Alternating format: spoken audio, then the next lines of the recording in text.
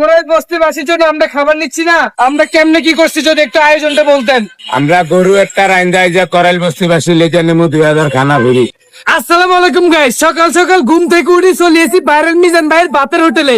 আইসি কিনলাই কারণ আজকে এক আস্থা গরু কোরাইল বস্তিবাসীর জন্য মিজান ভাই আনলিমিটেড ফ্রি খাবারের ঘোষণা, সেই জন্য আয় পড়ছি।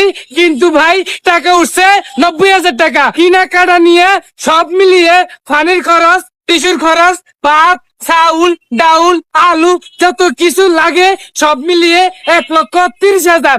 কিন্তু ভাই সেটা বড় কথা নয়, বাদ বাকি টাকা তার গাইড থেকে দিছে। তো আমরা সেটা দেখার চেষ্টা করবো আসলে মিজান ভাই আজকে কোরাইল বস্তিবাসীর কত জনের আয়োজন করছে, কেমনে কি করছে। তবে আস্তে গরু জমা করছে এটা সত্য। একটু এদিকে আসেন, আমি আপনাদের দেখার চেষ্টা করি।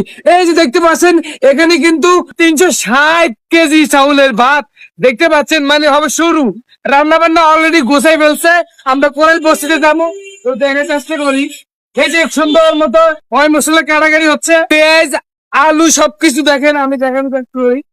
তো ওইদিকে গরু কাটতেছে। আসলে গরুর গোস্তের ভিডিও দিলে হয়তো কমিউনিটি গাইডলাইন আইবো। আমরা গরু একটা রাইন্দায় যে করাইল বস্তিবাসী লেজা নেমু 2000 খানা ভরি। 2000 খানা ফির মানে 2000 মানুষের লাগিয়া। যাই হোক, চাউল কত কেজি ভাই? চাল 350 কেজি। চাল 350 কেজি। মাংস কত? ঘরে আবার আনমু। গরু জমা করছেন না মাপ দিছেন গোস্ত? ওই যে গরু মাছ দিয়ে মাপ দিব।